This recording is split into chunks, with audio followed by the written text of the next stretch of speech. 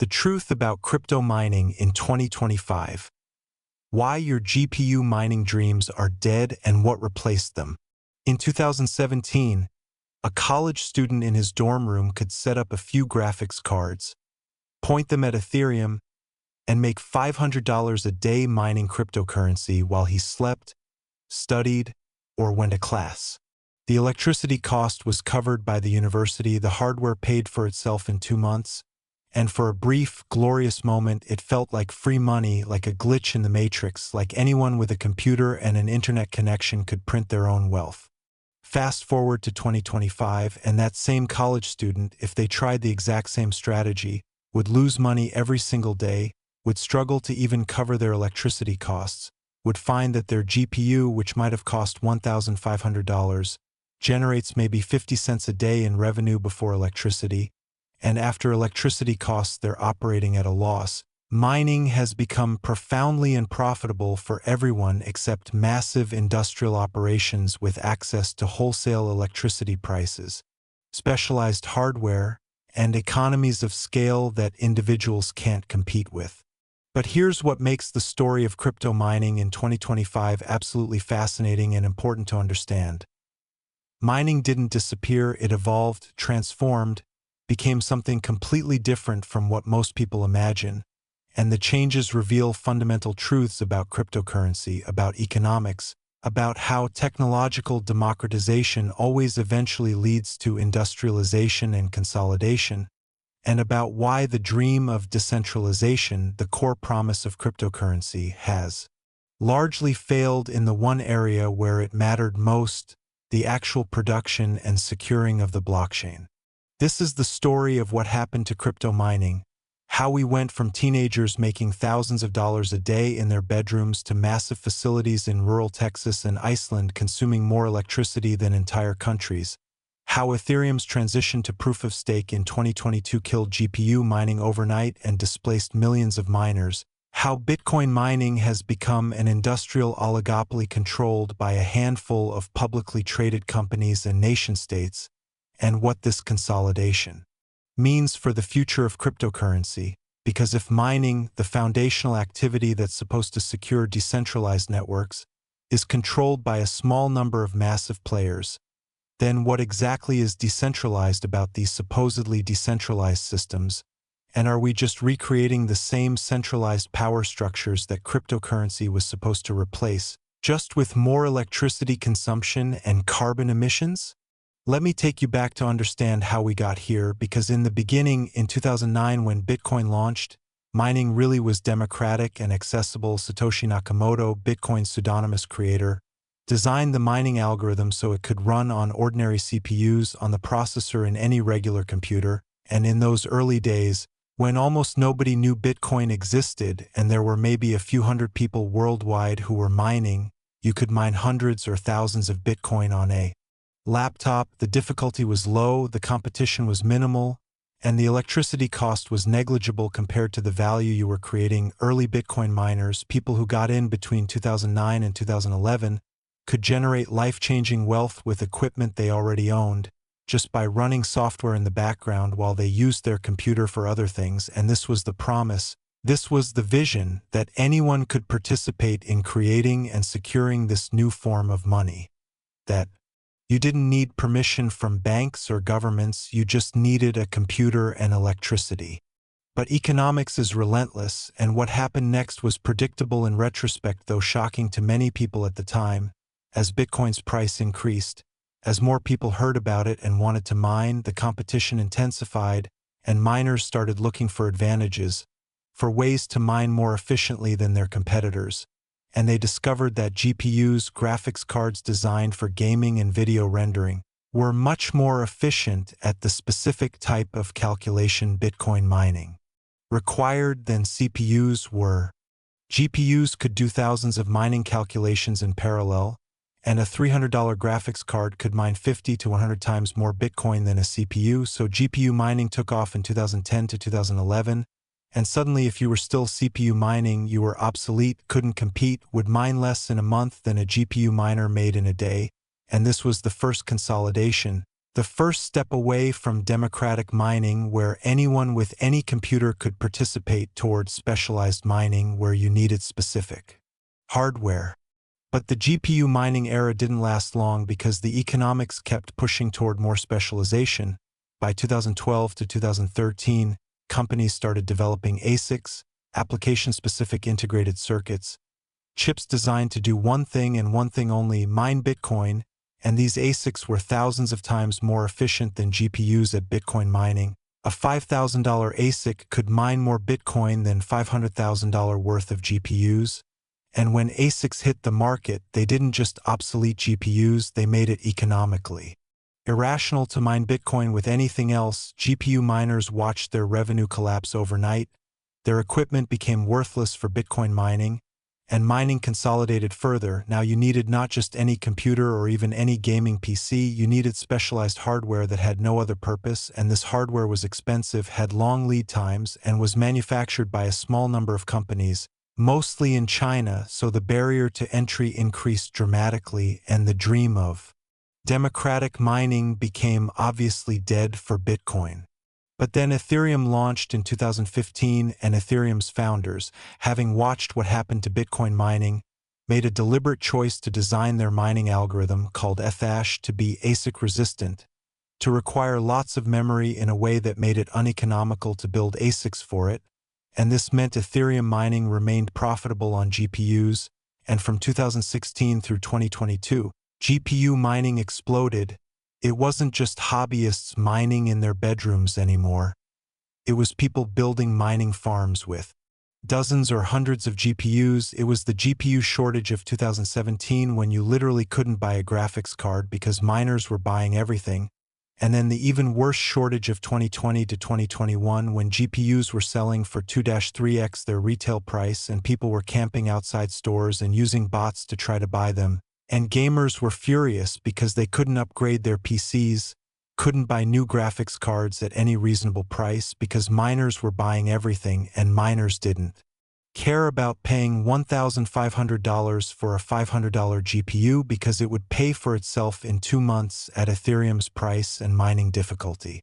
And the profits during the bull markets were absolutely insane. During the peak of the 2021 crypto bubble, a high-end GPU like an RTX 3090, which retailed for $1,500 if you could find one, was generating $15 to $20 per day in revenue mining Ethereum, and that's revenue, not profit.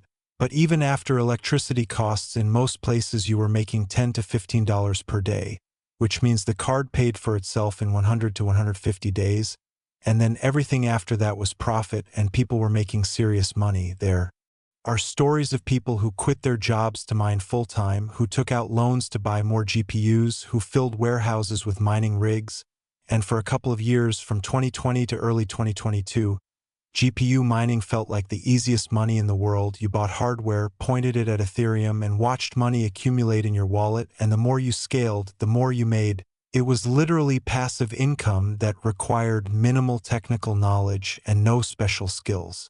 But there were 3 fundamental problems that would eventually kill this gold rush. First, Ethereum's founders had always planned to transition from proof of work, which requires mining, to proof of stake, which doesn't. They had been talking about the merge since 2016, and everyone knew it was coming eventually, but it kept getting delayed, pushed back year after year, and miners either didn't believe it would happen or thought they had more time. Second, mining profitability is fundamentally dependent on the price of the cryptocurrency you're mining and the difficulty of mining it, which is determined by how many other people are mining. So as more miners entered, as more GPUs came online, everyone's individual revenue decreased. The pie was being divided among more participants. And third, energy costs, which had been negligible when mining with 1 or 2 GPUs at home, became significant when you scaled to dozens or hundreds of GPUs, and electricity became the dominant cost, determining whether you made money or lost money. And then in September 2022, it happened. Ethereum completed the merge, transitioned to proof of stake, and overnight, GPU mining as it existed essentially died. Ethereum had been generating over 90% of GPU mining revenue, and suddenly that revenue disappeared. Millions of GPUs worldwide that had been mining Ethereum 24/7 suddenly had nothing profitable to mine. Miners desperately looked for alternative coins to mine, pointed their GPUs at smaller cryptocurrencies like Ravencoin or Ergo or Flux, but the combined market cap and network capacity of all these alternative coins was a tiny fraction of Ethereum's. So when millions of GPUs switched to mining these alternatives, the difficulty exploded, the revenue per GPU collapsed to maybe $0.50-1.00 per day before electricity, and for most people in most locations this was less than their electricity cost. They were losing money by continuing to mine, and the GPU market, which had been incredibly overheated with card selling for 2-3x MSRP, crashed spectacularly. GPUs that had been selling for $1,500 in early 2022 were selling used for $300 to $400 by late 2022. Miners who had bought expensive hardware expecting it to keep printing money for years watched their investment lose 70 to 80% of its value, and many of them, having spent thousands or tens of thousands on GPUs and supporting infrastructure, faced the choice of continuing to mine at a loss or shutting down and trying to sell their equipment in a flooded market. The financial carnage was real and widespread. There are countless stories of people who quit their jobs to mine full-time in 2021, took out loans to buy more equipment, were making $10,000 to $20,000 per month and thought it would last. And then by late 2022 they were making nothing or worse, losing money on electricity, and were stuck with warehouses full of GPUs that nobody wanted. And many of these people had structured their entire lives around mining income, had bought houses, had started families, had made long-term commitments based on income they expected to continue, and it all disappeared in a matter of months. And unlike traditional jobs where you can usually find another similar job if you lose one, mining skills don't really transfer to anything else. If you're good at setting up GPUs and managing mining rigs, that's not a skill set that helps you get a job in any normal field. So many miners faced financial ruin, not because they were irresponsible, but because they made reasonable assumptions about an income stream that seemed stable and turned out to be completely dependent on a single blockchain's consensus mechanism. So where does that leave crypto mining in 2025? The answer is complicated and depends on which cryptocurrency we're talking about. Bitcoin mining, which never went away, has become completely industrialized and consolidated. It's dominated by publicly traded companies like Marathon Digital, Riot Platforms, and Core Scientific, companies that operate massive facilities with tens of thousands of ASIC miners, consuming 50 to 100 megawatts of power. And these companies have major advantages over individual miners. They negotiate wholesale electricity rates that can be 50 to 75% cheaper than residential rates. They have scale advantages in buying hardware directly from manufacturers. They can locate their facilities in places with cheap electricity and favorable regulations. And most importantly, they have access to capital markets. They can raise money by selling stock or bonds. They can ride out periods of unprofitability that would bankrupt an individual miner. And this has led to a situation where something like 70 to 80% of Bitcoin mining is done by major industrial operations, many of them publicly traded, and the remaining 20 to 30% is split between smaller professional mining operations and a rapidly shrinking number of hobbyists. The days of profitable Bitcoin mining at home are simply over. You cannot compete with industrial operations that have 90% lower electricity costs and perfect hardware optimization. The geographic distribution of Bitcoin mining has also shifted dramatically and reveals interesting things about mining economics and geopolitics.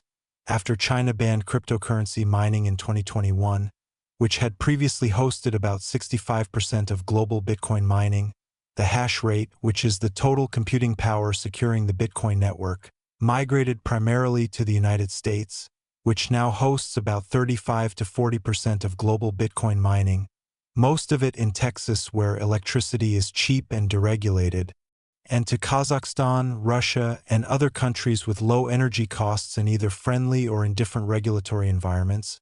And this geographic concentration creates both opportunities and risks. On one hand, having mining spread across multiple countries provides some decentralization and resilience. If one country bans mining like China did, the network continues operating. On the other hand, the fact that a few countries and a few dozen companies control the majority of mining power means that Bitcoin isn't as decentralized as the original vision suggested.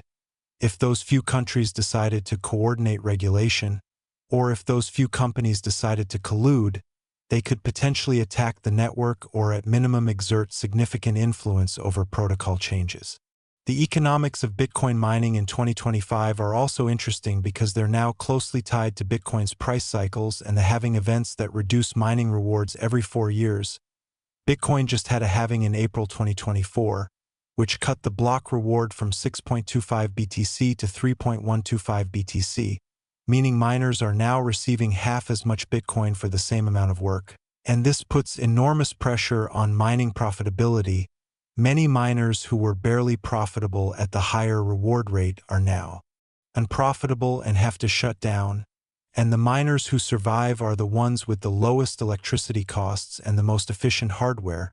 This halving-driven consolidation happens every 4 years, and each time it pushes more miners out of business and concentrates mining in fewer hands. And we're seeing this play out in 2025, where many smaller mining operations are struggling or shutting down, while the major publicly traded companies with access to capital are expanding, buying up failed competitors' equipment and facilities at distressed prices, and increasing their share of total network hash rate. The other major cryptocurrency mining story in 2025 is about proof of stake and what happened to all those GPU miners after Ethereum's merge. Many miners just sold their equipment and left crypto entirely, took their losses, moved on to other things, but some tried to pivot, tried to find other ways to use their hardware or their infrastructure, and there have been some interesting developments. One trend is GPU miners pivoting to AI and machine learning because the same GPUs that are good for mining are also good for training neural networks, and there's enormous demand for GPU compute power in AI. So some mining facilities have converted to GPU as a service operations, renting out their computing power to AI researchers and companies, and this has been moderately successful for some. Though the margins are thinner than mining was at its peak and the competition from major cloud providers like AWS and Google Cloud is intense, but it's at least a way to monetize the hardware without selling it at a loss. Another trend is miners moving to mine smaller, newer cryptocurrencies that are still using proof of work with GPU-friendly algorithms, coins like Caspa, Ergo, or various other projects that promise to be the next Ethereum. And some miners are making decent money doing this, especially those with very low electricity costs. But the fundamental problem is that these smaller coins have much smaller market caps and much less liquidity. So even if you mine them profitably, you might not be able to sell them for good prices. And there's constant risk that these projects will fail or switch to proof of stake themselves. The gold rush days of mining a major top 10 cryptocurrency with guaranteed liquidity are gone. And what remains is mining speculative small-cap coins and hoping one of them takes off. There's also been some innovation in mining pool structures and payout mechanisms. Miners have gotten more sophisticated about which pools to join, about understanding fee structures and payout variants, about optimizing their operations for maximum efficiency. And some pools now offer features like merged mining where you can mine multiple cryptocurrencies simultaneously, or hash rate derivatives where you can hedge your mining revenue, but fundamentally these are refinements on a business that has become much less profitable. It's like optimizing the operation of a declining industry. You can get somewhat better returns than your competitors, but the whole sector is under pressure. And for most people, the opportunity cost, the money and time you could make doing literally anything else, is higher than what you can make from GPU mining in 2025. The environmental and political aspects of crypto mining in 2025 are also important and controversial. Bitcoin mining now consumes roughly as much electricity as a medium-sized country. Estimates vary, but it's somewhere around 150 to 200 terawatt-hours per year, which is comparable to Argentina or the Netherlands, and this has made crypto mining a target for environmental activists and regulators. Some jurisdictions have banned mining or imposed restrictions on it. New York State passed a moratorium on new mining operations. The European Union has debated similar measures. And there's constant political pressure to either ban mining or force it to use renewable energy. And miners have responded by increasingly locating in places with renewable energy. Texas, where there's a lot of wind and solar, Iceland and Norway, where there's geothermal and hydroelectric, and paradoxically, Bitcoin mining can actually help stabilize renewable energy grids by providing flexible demand. Miners can shut down during peak demand periods when electricity is needed for homes and businesses, and run during off-peak periods when there's excess renewable generation that would otherwise be wasted. So there's an argument that Bitcoin mining can be environmentally beneficial if done right, though critics argue this is just greenwashing and that any energy consumption for something as speculative as cryptocurrency is wasteful. The future of crypto mining is likely to see continued consolidation and professionalization. The hobbyist era is over. Mining has become an industrial activity that requires significant capital, access to cheap electricity, regulatory compliance, and operational sophistication. For Bitcoin, we're likely to see continued dominance by large publicly traded companies and possibly by nation-states. There are rumors that some countries are setting up sovereign mining operations as a way to accumulate Bitcoin without buying it on the open market, which would be another form of centralization. And for smaller cryptocurrencies still using proof of work, GPU mining will continue but at much smaller scale and profitability than the 2017 to 2022 era. It will be a niche activity for enthusiasts and small operators with very low electricity costs, not a way for ordinary people to generate significant income. The broader lesson from crypto mining's evolution is about technological democratization and how it almost always leads to industrial consolidation. In the beginning, Bitcoin and Ethereum mining really were democratic. Anyone could participate with equipment they already owned. But as soon as there was real money to be made, economic forces pushed towards specialization and scale. And this happened faster and more completely than most people expected. The window of time when a normal person could profitably mine cryptocurrency at home was maybe 5 to 7 years, from roughly 2010 to 2017 for Bitcoin and 2015 to 2022 for Ethereum. And now that window is closed, mining has followed the same path as almost every other industry in history, starting democratic and accessible, then consolidating into the hands of specialized players with capital and economies of scale. And this raises fundamental questions about the vision of cryptocurrency, because mining is supposed to be the mechanism that secures and decentralizes these networks. And if mining becomes centralized, controlled by a small number of large players, then how decentralized is the network really? Can we honestly say Bitcoin is decentralized when a few dozen mining companies control the majority of hash rate? Or are we just recreating centralized systems with extra steps and massive energy consumption?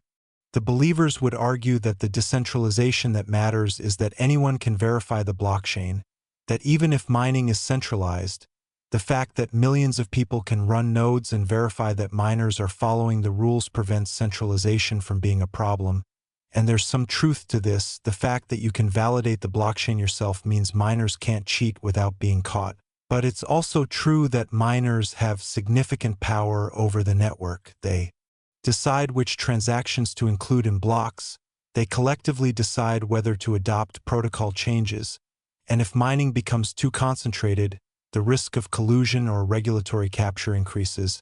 Imagine if governments decided they wanted to censor certain Bitcoin transactions and pressured the major mining companies, which are all subject to regulatory oversight and legal jurisdiction, to implement blacklists.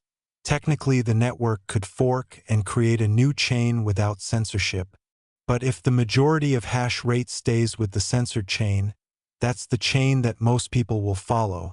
So mining centralization is a real threat to the censorship resistance that's supposed to be cryptocurrency's core value proposition. For individuals thinking about mining in 2025 or beyond, the honest answer is, don't unless you have very specific advantages like free or extremely cheap electricity, access to hardware at below market prices, and technical expertise to optimize operations. You will lose money mining. The days of setting up a few GPUs and making passive income are over, and they're not coming back. The economics have fundamentally changed, the difficulty has increased, the rewards have decreased, and the competition from industrial operations is too intense. If you want exposure to cryptocurrency, you're better off just buying and holding coins rather than trying to mine them, because the capital and electricity you'd spend on mining equipment and operations would generate better returns if you just bought crypto directly, and you'd avoid all the technical hassles, hardware failures, and electricity costs that come with mining. The only exception might be if you see mining as a hobby, something you do for fun or to learn about how blockchains work, in which case go ahead and mine, but do it knowing you're probably losing money, and that's okay because you're getting educational value, but don't mine expecting to make money, because unless you have major advantages, you won't. The story of crypto mining is ultimately a story about markets and economics, about how free market competition inevitably leads to consolidation in industries with economies of scale, about how technological democratization is usually temporary, about how the vision of decentralization runs into the reality of capitalism where whoever can operate most efficiently and at largest scale wins, and about how the promise that anyone could create their own money by running software on their computer was beautiful but naive, because as soon as that money became valuable, as soon as there were real profits to be made, market forces pushed toward professionalization and industrialization, and now mining is just another capital-intensive industrial activity, not fundamentally different from any other form of commodity production, except that the commodity is security for a blockchain and the production process consumes enormous amounts of electricity, and whether that's a worthy use of resources, whether the value created justifies the environmental cost, whether the network security provided is worth the industrial consolidation it requires. These are questions that the crypto community is still debating, and that will ultimately be answered by markets, by regulation, and by the long-term success or failure of cryptocurrency as a technology and as an asset class. So the truth about crypto mining in 2025 is that it's simultaneously more sophisticated, more professional, more consolidated, and less accessible than ever before. It's not dead. Bitcoin mining in particular is thriving as an industry, but it's an industry now, not a democratic movement. It's something done by companies with millions or tens of millions in capital, not by hobbyists with gaming PCs. And for the millions of people who got into crypto mining during the 2017 to 2022 boom, who made money, who learned about blockchain technology, who participated in what felt like a revolutionary movement, those days are over, and what remains is either a mature industry that requires serious capital and expertise to participate in, or a niche hobby for enthusiasts who mine at a loss for the love of the technology. And that transformation, from revolution to industry, from democratic participation to industrial consolidation, is perhaps the most important truth about crypto mining, that it followed the same path as every other technological revolution, starting with a promise of democratization and ending with concentration of power in the hands of those with capital and scale. And whether that's a betrayal of cryptocurrency's original vision or just the inevitable result of economic forces is something everyone needs to decide for themselves. But either way, the truth is clear. If you're thinking about starting mining in 2025, unless you have millions to invest and access to industrial-scale cheap electricity, you've already missed the opportunity. The gold rush is over, the mines are played out, and what remains is an industrial activity that's about as exciting and accessible as running a power plant, which is to say, technically interesting if you're into that sort of thing, but not something that's going to change your life or make you rich, because that window has closed and it's not opening again.